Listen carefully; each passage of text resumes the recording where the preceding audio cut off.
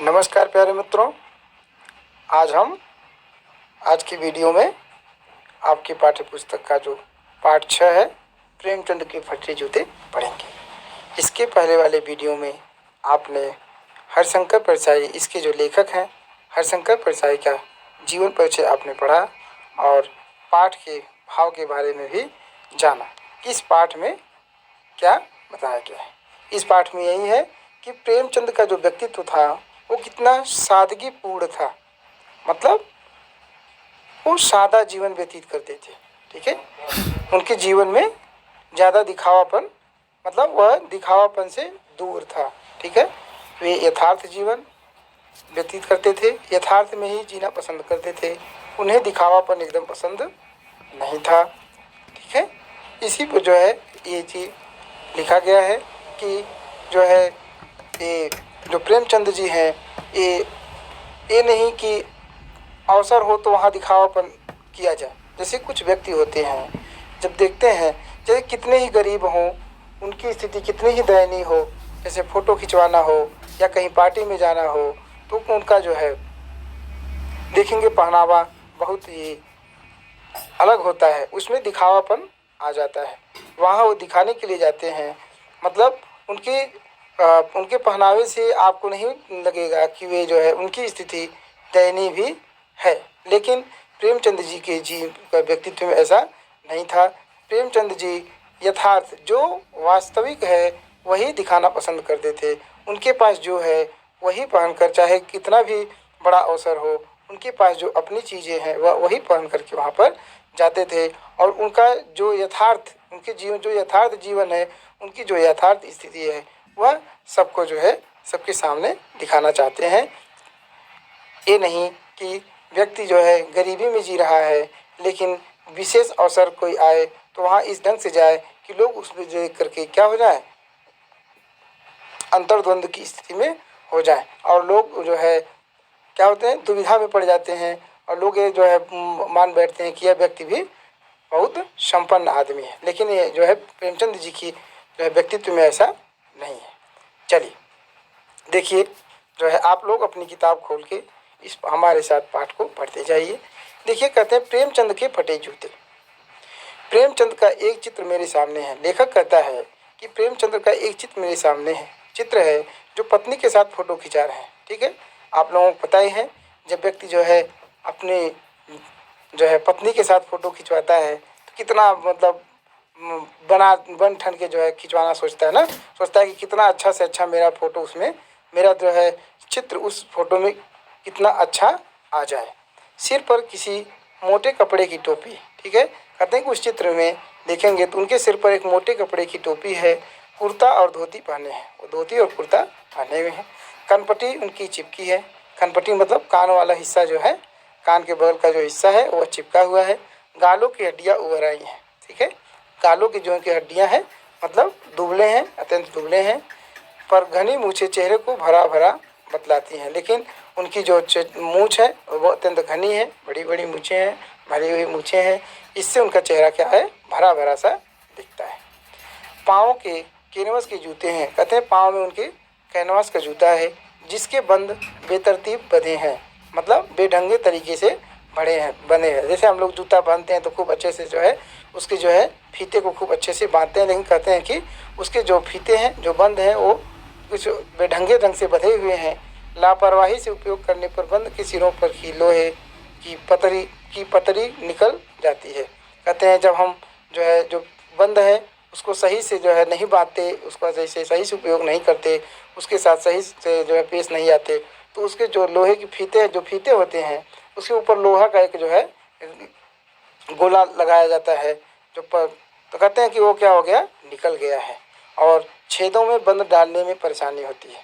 तो वो इसीलिए होता है कि आप जो है फीते को जो है आसानी से छेद में डालें। लेकिन कहते हैं कि अब ऐसा हो जाने से जो है जो बंद है वो छेदों में डालने में परेशानी होती है, तब बंद कैसे भी कस लिए जाते हैं। कहते हैं तब जब ऐसी स्थिति हो जाती है, जब जो है कहते हैं कि उसका जो लोहा, जो फीते के मुंह पे जो होता है ना, मुंह वाला हिस्सा, किनारे वाला हिस्सा, वहाँ पे लोहा लगाया जाता है ताकि उसको छेद में आसानी से डाला जा सके। तो कहते हैं कि वह निकल गया है, इसलिए जो है छेद में डालना जो है थोड़ा कठिन होता है, इसलिए जो फीते को भी सही से उन्होंने नहीं डाला है और इसलिए जो है बेढंगे ढंग से बांध दिए हैं। ठीक है, दाहिने पाँव का जूता ठीक है, मगर पाँव बाएं जूते में बड़ा छेद हो गया है।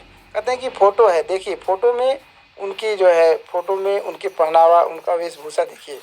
ठीक है, कि कहते हैं कि दाएं पाँव का जूता, दाहिने पाँव का जूता तो ठीक है, लेकिन बाएं पाँव के जूते में बड़ा सा छेद है जिसमें से उंगली बाहर निकल आई है। ठीक है, कहते हैं कि उसमें से उंगली बाहर निकल जाती है। मेरी दृष्टि इस जूते पर अटक गई। लेखक कहता है कि मैं, उनकी दृष्टि, जो उनकी निगाह है, उनकी आंखें जो है जूते पर अटक जाती हैं। सोचता हूँ फोटो खिंचवाने की अगर यह पोशाक है तो पहनने की कैसी होगी। ठीक है, अब आज के ढंग से अगर हम देख लें, अगर आज की समय की या आज की परिस्थिति में देखें, यदि कोई व्यक्ति फोटो खिंचवाते वक्त यदि ऐसा जो है पहनावा उसका होता है तो हम तो यह अनुमान लगाते हैं कि यह फोटो पहनाते वक्त मतलब यह उसका सबसे अच्छा पहनावा है, सबसे अच्छा कपड़ा है, सबसे अच्छा जूता है। मतलब फ़ोटो खिंचवाते वक्त जो ये पहना है जब सबसे अच्छा उसका कपड़ा ये है, वेशभूषा ये है, तो जो इसका जो है, इसकी तो जो है मतलब स्थिति और भी खराब होगी। मतलब ये और भी फटा फटा कपड़ा पहनते होंगे जब फोटो में जो है ऐसा कर रहे हैं, तो वास्तविक जीवन में तो ये और भी फटा कपड़ा, फटा जूता पहनते होंगे। ठीक है, नहीं, इस आदमी की अलग अलग पोशाकें नहीं होंगी। फिर लेखक कहता है नहीं, लेकिन मैं मानता हूँ कि इस व्यक्ति की जो है पोशाकें, जो इसका पहनावा है, अलग अलग नहीं होगा। इसमें पोशाकें बदलने का गुण नहीं है। कहते हैं कि इसमें जो है अपना जो है जो कपड़ा बदलने का गुण नहीं है, यह जैसा है वैसा ही फोटो में खिंच जाता है। कहते हैं कि यह व्यक्ति जैसा है फोटो में भी वैसा ही दिखना चाहता है, उसका यथार्थ जीवन जैसा है वह वैसा ही अपने फोटो में भी दिखना चाहता है, इसलिए उसका पोशाक अलग अलग नहीं हो सकता। ठीक है, मैं चेहरे की तरफ देखता हूँ, क्या तुम्हें मालूम है मेरे साहित्यिक पुरखे कि तुम्हारा जूता फट गया है। ठीक है, फिर लेखक कहता है कि मैं जो है प्रेमचंद के चेहरे की तरफ देखता हूँ और वो उनसे प्रश्न करते हैं कि क्या तुम्हें मालूम है कि मेरे साहित्यिक पुरखे है, मेरे साहित्यिक पूर्वज। ठीक है भाई, लेखक तो अभी जो है नया नया आए हैं। ये जो प्रेमचंद जी है बहुत पुराने थे, तो ये पुरखे हुए पीढ़ियों पहले से हैं, कई पीढ़ी पहले के हैं।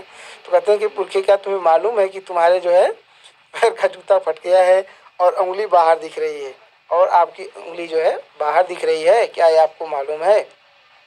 क्या इसकी का क्या तुम्हें इसका जरा भी एहसास नहीं है? कहते हैं कि क्या आपको इसका थोड़ा भी एहसास नहीं है?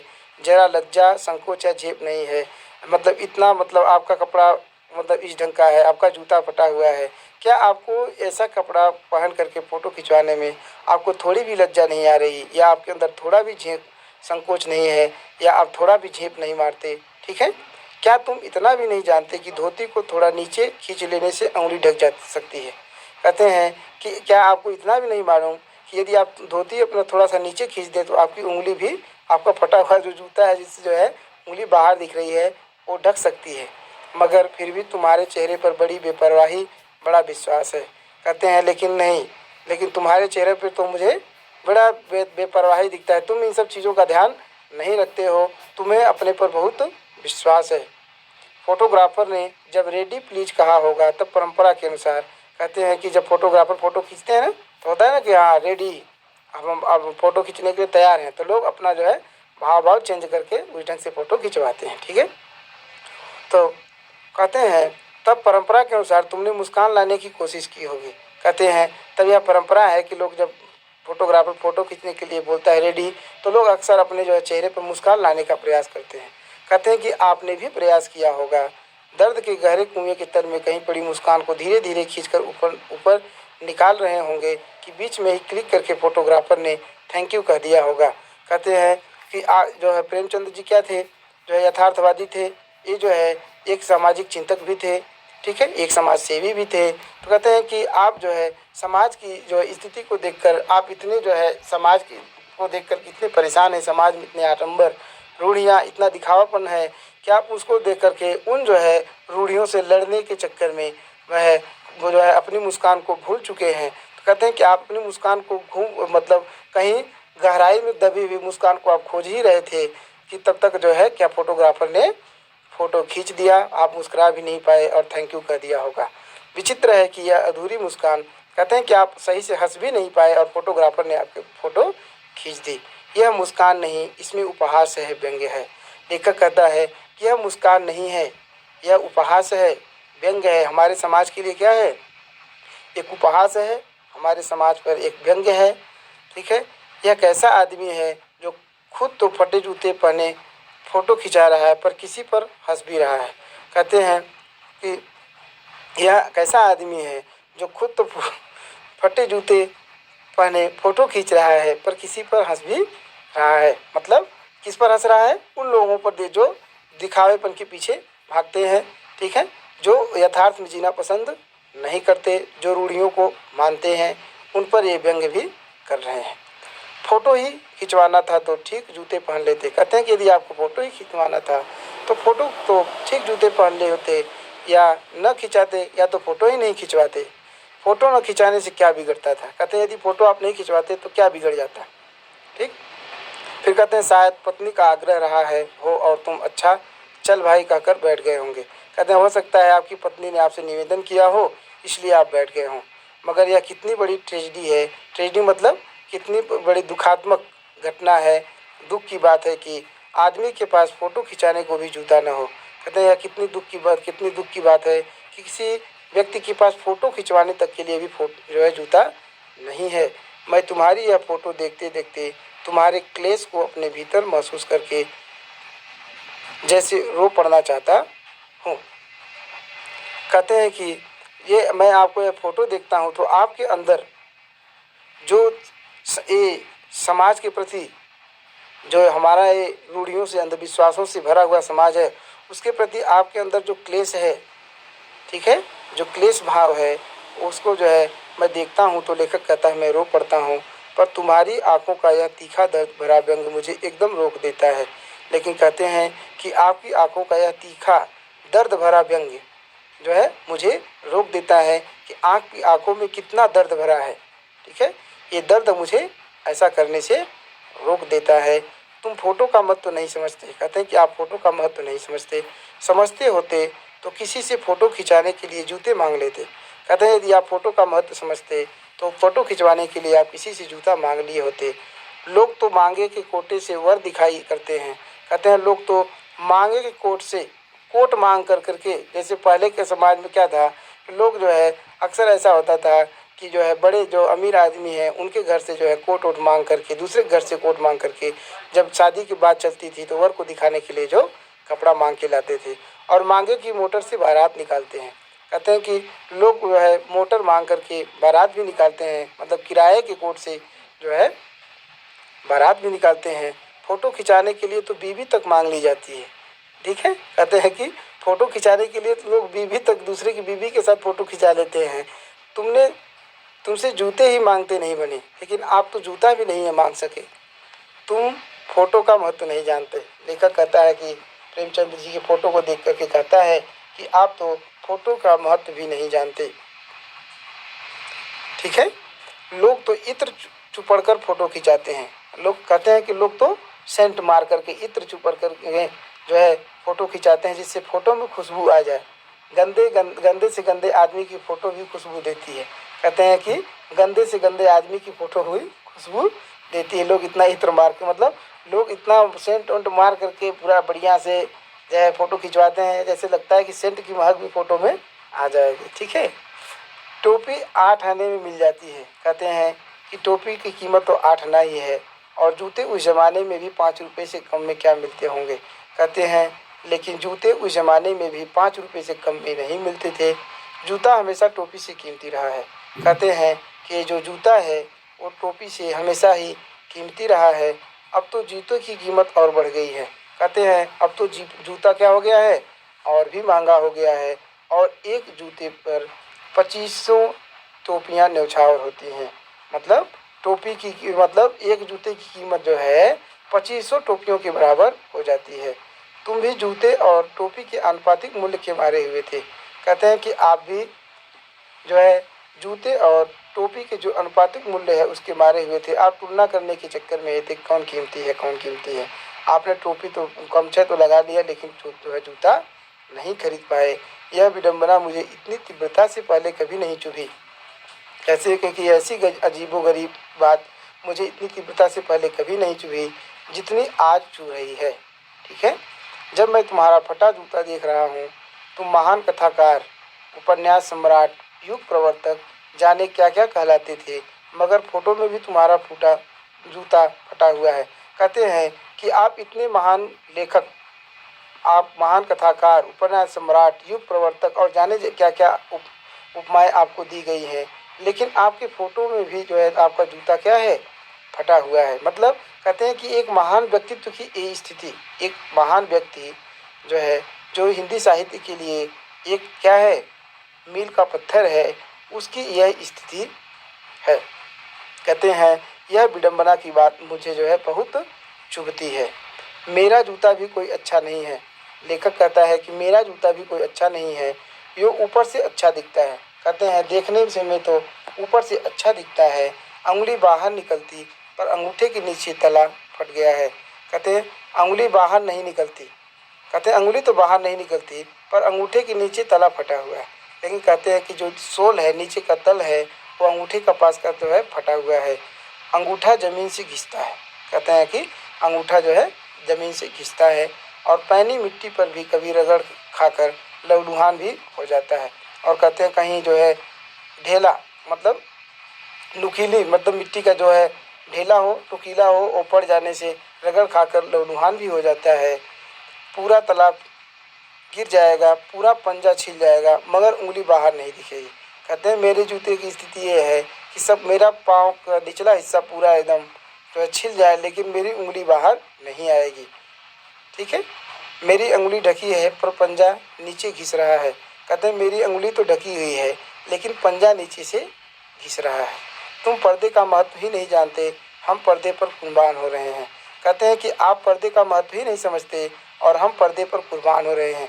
कहते हैं कि आप तो जो है ये पर्दा है, पर्दे पर फोटो खिंचवाने के लिए लोग क्या क्या करते हैं, लेकिन आप जो है कितना दिखावापन करते हैं, कितना बन-ठन के आते हैं। आप तो जो है आप तो इसका महत्व समझ ही नहीं पाते। लोग तो क्या क्या कर देते हैं, क्या क्या कुर्बान कर देते हैं। ठीक है। तुम फटा जूता बड़े ठाठ से पहने हो, मैं ऐसे नहीं पहन सकता। कहते हैं कि आप जो है फटा हुआ जूता बड़े जो है शान से पहने हुए हैं, लेकिन मैं ऐसा नहीं कर सकता। फोटो तो जिंदगी भर इस तरह नहीं खिंचाऊँ। कहते हैं कि फोटो तो मैं ज़िंदगी भर इस ऐसी जो है ऐसी वेशभूषा में मैं तो फोटो को है ज़िंदगी भर नहीं खिंचाऊँगा, चाहे कोई जीवनी बिना फोटो के ही छाप दे। कहते हैं चाहे कोई मेरी जीवनी जो है बिना फोटो के ही क्यों न छाप दे, मैं तो ऐसी जो है वेशभूषा में अपना फोटो कभी नहीं खिंचवाऊँगा। ठीक है। फिर आगे कहते हैं तुम्हारा यह व्यंग मुस्कान मेरे हौसले पस्त कर देती है। कहते हैं कि आपका यह व्यंग मुस्कान मेरे हौसले को पस्त कर देती है, हरा देती है। क्या मतलब है इसका, कौन सी मुस्कान है यह? कहते हैं कि आप यह किस पर व्यंग करके हंस रहे हैं, इसका क्या मतलब है, जो है कौन सी मुस्कान है यह किस प्रकार की मुस्कान है? क्या होरी का गोदान हो गया? कहते हैं कि क्या एक गोदान उपन्यास है जिसमें एक गरीब आदमी होरी है जो जिसको खाने ज़िंदगी भर पेट भर खाना नहीं खा पाया, उससे अंत में जो है ब्राह्मण लोग गोदान करवाते हैं। तो कहते हैं क्या होरी का गोदान हो गया? क्या पूस की रात में नीलगाय हल्कू का खेत चर गई? मतलब क्या सब कुछ लूट गया? क्या आपको है आपका सब कुछ लूट गया, आपके पास कुछ नहीं है? क्या पूस की रात में नीलगाय हल्कू का खेत चर गई? क्या सुजान भगत का लड़का मर गया क्योंकि डॉक्टर क्लब छोड़कर नहीं आ सकते? मतलब समझ रहे हैं आपके मतलब क्या बोल रहे हैं? ये देखिए व्यंग है बेटा। देखिए ये तीनों जो आपको उदाहरण दिया है लेखक ने, ये तीनों व्यंग है समाज पे। इन्हीं जो है रूढ़ियों, आडंबरों और अंधविश्वासों पर जो है से संघर्ष करता हुआ जो है ये लेखक दिखाया गया है कि क्या होरी का गोदान हो गया, मतलब कि ब्राह्मण लोग, कोई व्यक्ति मर रहा है जो जिंदगी भर खाने को तरसा, उससे जो है अंत में कहा जाता है कि गोदान करवा दीजिए तो इनको जो है मोक्ष की प्राप्ति हो जाएगी। ठीक है। यह एक व्यंग है कि जिंदगी भर जो व्यक्ति खाना पेट भर नहीं खा पाया, जो जिंदगी भर वो है जिसको दूध जो है नहीं मिला दूध पीने के लिए, उससे एक ब्राह्मण अंत में इतने गरीब आदमी से जो है मोक्ष का जो है वो दिखा करके, मोह माया मोक्ष का मोह दिखा करके उससे गोदान की बात करता है। ठीक है, मतलब हमारा समाज कितना अंधविश्वासों पर टिका हुआ है और व्यक्ति में मानवता नाम की चीज़ नहीं है। इसी प्रकार जो है कहते हैं कि पूस की रात में हल्कू का खेत, गाँव का खेत चर गई, लील गाय चर गई, मतलब वह हल्कू जो है जाड़े की रात में जिसको जो है ओढ़ने के लिए ठीक ठाक कंबल भी नहीं मिला था, जाड़े में कांपते कांपते जो है वो खेत जो है की रखवाली कर रहा था। और इस प्रकार रात भर जागते जागते उसे अचानक नींद लग गई और जो है नील गाय उसकी पूरे खेत की फसल चर गई। और कहते हैं कि मतलब कि एक मालिक जो है हल्कू को जो है रखवाली के लिए रखा हुआ है खेत में, उसे जो है ठीक ठाक एक कंबल भी ओढ़ने को नहीं देता। ऐसा समाज, इस पर व्यंग करके हंस रहे हो। या सुजान भगत का लड़का मर गया क्योंकि डॉक्टर क्लब छोड़कर नहीं आ सकते, कि वह सुजान भगत जो है आधी रात में भी किसी को सर्प काट ले तो भागे भागे चला जाता है, उसका लड़का मर गया क्योंकि एक डॉक्टर जो है दिखावेपन के चक्कर में कि मैं जो है क्लब जा रहा हूँ खेलने के लिए, अपने पैसे के प्रति जो है वफादार नहीं है और उनके बच्चे को नहीं देखता, उसको दवा नहीं देता, उनके बच्चे की मृत्यु हो जाती है। एक ऐसा समाज डॉक्टरों का ऐसा समाज जो दिखावे की मद में चूर है, जो स्वार्थ की मद में चूर है। इस पर तो नहीं हंस रहे हो? नहीं, मुझे लगता है माधव औरत के कफन के चंदे की शराब पी गया। कहते हैं नहीं, मुझे ऐसा लग रहा है जैसे आप एक कफन कहानी है प्रेमचंद जी की, उसमें पढ़ेंगे तो एक कहानी है कि एक जो है गांव में एक जो है आदमी है, उस जो है माधव, और उसके एक पिताजी हैं और उसकी एक पत्नी है। उसकी पत्नी कहाँ कहाँ से काम करके, जब तक शादी नहीं हुई थी वो दोनों जो है कैसे कैसे गुजर कर रहे थे। वो गांव में जो है उन्हें कोई काम नहीं देता था, इतने आलसी थे ना, इतने आलसी थे कि गांव में लोगों को काम करने के लिए नहीं देते थे। फिर हुआ क्या, वह बीमार हो गई और वो मर गई। मरने के बाद क्या हुआ कि उसकी जो है कफन के लिए जो है दोनों चंदा जुटाते हैं, और जब कफन लेने के लिए जाते हैं तो क्या करते हैं कि कफन के पैसे से शराब पी जाते हैं। मतलब वह समाज जो है जिसमें लोग जो है ऐसा समाज, भारतीय समाज जिसमें लोग को है दाने दाने को मोहताज है, और जो है खाना खाने के लिए कफन के पैसे तक को जो है, शराब पीने के लिए कफन के पैसे तक को क्या कर जाते हैं, कफन के पैसे का भी शराब पीने के लिए प्रयोग कर जाते हैं। वही मुस्कान मुझे मालूम होती, कहते मुझे ऐसी ही मुस्कान जो है ये मालूम होती है। मैं तुम्हारा जूता फिर देखता हूँ कैसे फट गया यह मेरी जनता के लेखक। कहते हैं मेरी जनता के लेखक, मैं जो है फिर से देखता हूँ कि यह जूता आपका कैसे फट गया। क्या बहुत चक्कर काटते रहे? कहते हैं कि क्या आप बहुत चक्कर काटते रहे, मतलब क्या आप समाज में से अंधविश्वासों को दूर करने के लिए, समाज में लोगों की स्थिति को जो है सुधारने के लिए जो है कि बहुत चक्कर काटते रहे जिसके कारण आपका जूता घिस गया? क्या बनिए के तगादे से बचने के लिए मील 2 मील का चक्कर लगाकर घर लौटते रहे? कहते हैं कि या आप जो है बनिए के यहाँ से ढेर सारा पैसा मतलब सामान उधार लेकर चले आए थे, बनिया तगादा न करे इसलिए आप जो है दूर के रास्ते से आते थे, इसलिए आपका जूता घिस गया। चक्कर लगाने से जूता फटता नहीं, घिस जाता है। लेकिन कहते हैं बात ये है, वास्तविक बात ये है कि यदि आप चक्कर लगाते हैं तो जूता आपका फटता नहीं, बल्कि नीचे से उसकी सोल जो है घिस जाती है। कुंभदास का जूता भी फतेहपुर सिकरी आने जाने में घिस गया था। कहते हैं कि एक कुंभदास जो है भक्ति काल के जो है कृष्ण भक्त कवि है। कहते हैं कि फतेहपुर सिकरी मतलब अकबर के यहाँ आते जाते उनका जो है उनका भी जूता घिस गया था। उससे बड़ा पछतावा उसने कहा, और जब वो अकबर के यहाँ गए और वापस आए उनका जूता घिस गया तो पछता कर बोलते हैं आवक जात पनाया घिस गई बिसर गए हरिनाम। कहते हैं कि इस जो है राजा के पास आते जाते मेरा जो है ये पनैया मेरा तो जूता ही घिस गया, और इस जो है राज दरबार के चक्कर में मैं तो राम का नाम भी भूल गया। ठीक है, और ऐसे बुलाकर देने वालों के लिए कहा था, जिनके देखे दुख उपजत है तिनको करबे परे सलाम। कहते हैं और जिस अकबर ने जो है कुंभदास जी को बुलाया था उनके लिए उस कुंभदास जी ने कहा था कि जिनको देखे उपजग, मतलब जिन लोगों को देखने से आपके मन में दुख उत्पन्न हो जाता है, ऐसे व्यक्ति को देख करके प्रणाम करना पड़ता है। ठीक है, मतलब वह व्यक्ति जो है जिससे पूरी जनता पीड़ित है, जिससे पूरी जनता परेशान है, जिसको देखने से दुख उत्पन्न होता है, उसको सलाम करना पड़ा, उसको जा कर के हमें सलाम करना पड़ा। कहते हैं मतलब यही है कि एक ढंग से व्यंग्य है ना, कि ऐसा समाज जिसमें दिखावापन ही दिखावापन है, शोषण ही शोषण है ना, शोषण ही शोषण है, उसके चक्कर में मतलब उस समाज को सुधारने के लिए आप इतने प्रतिबद्ध थे, इतना भाग दौड़ करते रहे कि आपका जूता क्या हो गया, फट गया। फिर लेकिन घिसा नहीं, फट कैसे गया ना, ये जो है प्रश्न करते हैं। चलने से जूता घिसता है, फटता नहीं, तुम्हारा जूता कैसे फट गया? कहते हैं कि चलने से तो जूता घिसता है, फटता तो नहीं, आपका जूता कैसे फट गया? मुझे लगता है तुम किसी सख्त चीज को ठोकर मारते रहे हो।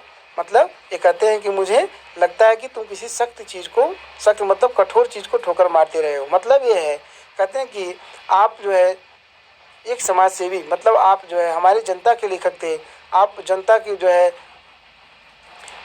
जनता को खुशहाल करने के प्रयास में लगे हुए रहे थे। तो कहते हैं कि हो सकता है कि जो है ये जो अंधविश्वास, जो आडंबर, जो शोषण, ये आप ऐसा तो नहीं है कि शोषण को समाप्त करने के लिए रास्ते में कुछ ऐसा जो है ठोस बाधा आ गई, तो मतलब कुछ ऐसी कठिन बाधा आ गई जिसे आप ठोकर मारकर हटाना सोच रहे थे, लेकिन उसको मारते मारते आपका जूता भी फट गया। कोई चीज़ जो परत दर परत सदियों से जम गई है, उसे शायद तुमने ठोकर मार मार कर अपना जूता फाड़ लिया। कहते वही कि जो अंधविश्वास है, जो शोषण की प्रवृत्ति है, जो क्या कहते हैं कि जो परत दर परत मतलब पीढ़ियों दर पीढ़ियों से आती आती सदी इतने दिन से आ रही है यह प्रवृत्ति कि जम गई है, आप उसे जो है ठोकर मार करके मतलब इन समाज से अंधविश्वासों को समाप्त करने के लिए आप जो है उसे हटा, इस जो है समाज के विकास में बाधक इस जो है बाधा को आप जो है हटाना चाह रहे थे और उसे ठोकर मार मार करके हटा रहे थे, और इसी जगह है तो प्रयास में आपका जूता फट गया। कोई टीला जो रास्ते पर खड़ा हो गया था, उस पर तुमने अपना जूता आजमाया, या कोई ऐसी बाधा जो आपके जो है आपके लक्ष्य मतलब आपके लक्ष्य के बीच में बाधा उत्पन्न कर रहा था, उसे आपने जो है उस पर आपने आजमाया, जिससे आपका जूता फट गया। ठीक है, तुम उसे बचाकर उसके बगल से भी तो निकल सकते थे। कहते हैं कि आप जो है उन बाधाओं से बचने के लिए उसके बगल जो है वहाँ से हटकर दूसरा रास्ता भी बदल सकते थे। मतलब इनका कहने का मतलब है कि आप भी जो है उधर ध्यान न मतलब आप भी जो है ये समाज में शोषण है, तो आप भी उस पर ध्यान न दे करके आप अपनी मौज मस्ती में रहे होते। आप भी जो है जैसे लोग अपने स्वार्थ में लगे हुए हैं, आपको भी अपने स्वार्थ में लग जाना था, और टीलों से समझौता भी हो सकता जाता था। जो शोषक वर्ग है आप उससे समझौता भी कर सकते थे, जो लोगों का शोषण कर रहे हैं आप उनसे समझौता भी कर सकते थे। सभी नदियाँ पहाड़ थोड़े ही फोड़ती हैं। लेखक कहता है कि सभी नदियाँ पहाड़ थोड़ी नहीं फोड़ती हैं, पर तुमने अपना करते हैं, कोई रास्ता बदल कर घूम कर भी तो चली जाती हैं। कहते हैं कि ऐसे ये आपने देखा होगा कि सभी नदियाँ पहाड़ तोड़ करके जो है रास्ते में पड़े पहाड़ को तोड़ करके ही नहीं आती, बल्कि कुछ नदियाँ ऐसी भी होती हैं जो रास्ते में पहाड़ पड़ता है तो वहाँ से घूम करके रास्ता बदल करके भी आ जाती हैं। तो आप भी जो है ऐसा कर लिए होते, आप भी समझौता कर लिए होते, आप भी रास्ता बदल कर जो है आगे बढ़ गए होते। ठीक है, तुम समझौता नहीं सके। कहते हैं लेकिन आप जो है ऐसे समाज से समझौता, ऐसे लोगों से समझौता नहीं कर सके जो समाज के विकास में बाधक थे। आप ऐसे लोगों से समझौता नहीं कर सके जो शोषक वर्ग थे, लोगों का शोषण कर रहे थे, जो अंधविश्वास थे, आप उनसे समझौता नहीं कर सके। क्या तुम्हारी भी वही कमजोरी थी जो होरी को ले डूबी? कहते हैं क्या आपकी भी वही कमजोरी थी जो होरी को ले डूबी, वही नेम धर्म वाली कमजोरी। ठीक है, होता है ना कि जो है धर्म कहता है कि हमें इसका पालन करना चाहिए, धर्म ये कहता है ना हमारा धर्म ये है, हमारा धर्म वो है, तब तमाम धर्म की बातें करते हैं। तो इसी धर्म के चक्कर में जो है होरी जो है क्या हो गया, होरी अपना अपनी पूरी ज़िंदगी गरीबी में व्यतीत किया। ऐसा तो नहीं कि वही कमजोरी आपकी भी थी, नेम धर्म उसकी भी जंजीर थी, मगर तुम जिस तरह मुस्करा रहे हो उससे लगता है कि शायद नेम धर्म तुम्हारा बंधन नहीं था, तुम्हारी मुक्ति थी। कहते हैं लेकिन आप जिस तरह से मुस्करा रहे हैं उससे मुझे लगता है कि शायद ये जो नेम धर्म है आपके लिए बंधन नहीं बल्कि यह आपके लिए मुक्ति का मार्ग है। तुम्हारी यह पाँव की उंगली मुझे संकेत करती सी लगती है।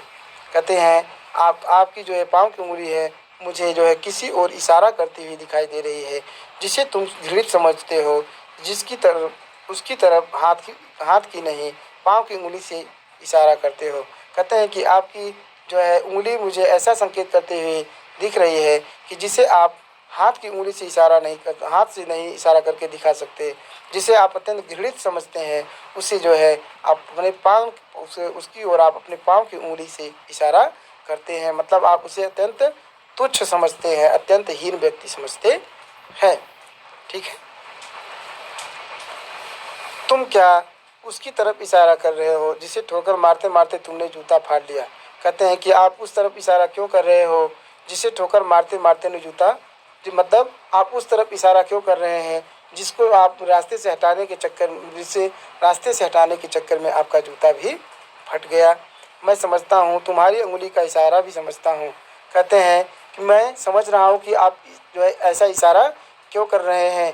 मतलब इनके कहने का मतलब ये है कि आप हम लोगों को भी क्या कर रहे हैं, हम लोगों को भी इसके लिए प्रेरित कर रहे हैं कि मैं पाँव की उंगली से जिन घृणित व्यक्तियों की तरफ इशारा कर रहा हूँ आप लोग भी प्रयास करिए कि ऐसे जो है समाज ऐसे व्यक्तियों से मुक्त हो जाए, समाज शोषण से मुक्त हो जाए, समाज शोषक वर्गों से मुक्त हो जाए। और यह व्यंग मुस्कान भी समझता हूँ। कहते हैं कि मैं आपकी मुस्कान का मतलब समझ रहा हूँ, आपके इशारे का मतलब भी समझ रहा हूँ। तुम मुझ पर या हम सभी पर हंस रहे हो। कहते हैं कि आप हम पर मुझ पर या हम सभी लोगों पर हंस रहे हो, उन पर जो उंगली छिपाए और तलवा घिसाए चल रहे हैं।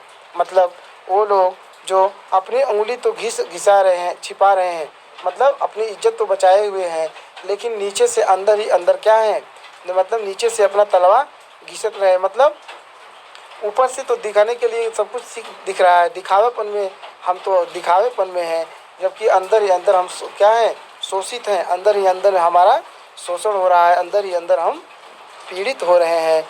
उन पर जो टीले को बरकरार बाजू से निकल रहे हैं।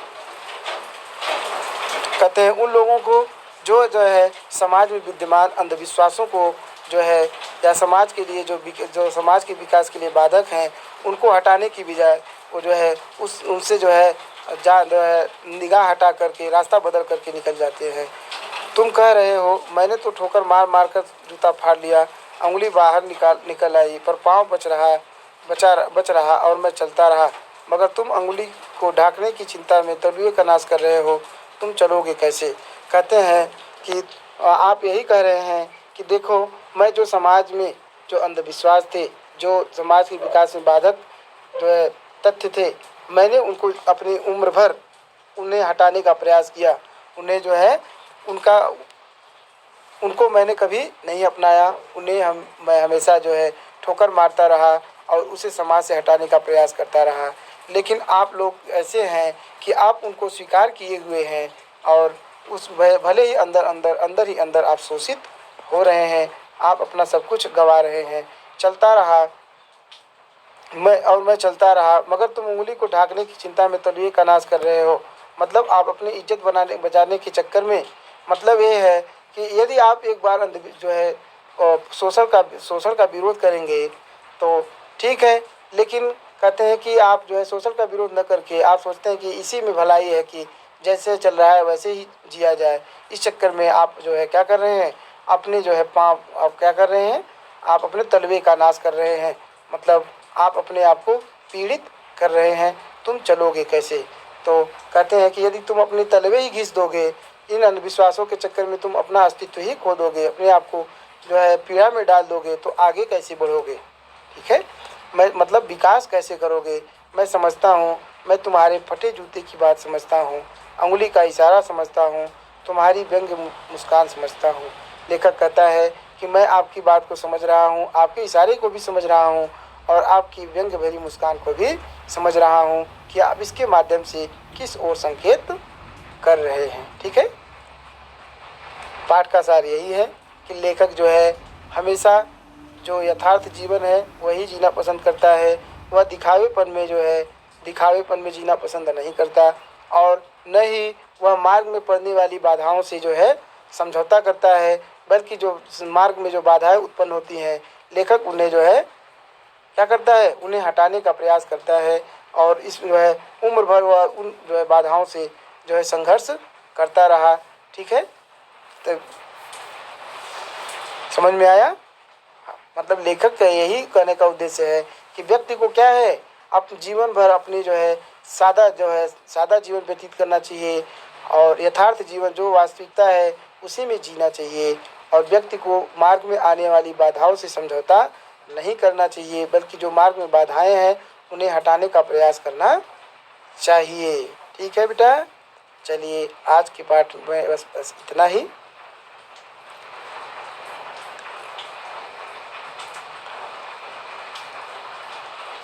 नमस्कार प्यारे बच्चों, देखिए इस पाठ से संबंधित कुछ प्रश्न भी हैं, इन्हें आप कर लीजिएगा। ठीक है, और इस वीडियो को देखने के बाद आप लोग इसे जो है लाइक भी करिएगा, शेयर भी करिएगा, और चैनल को सब्सक्राइब जरूर करिएगा। ठीक, नमस्कार प्यारे मित्रों।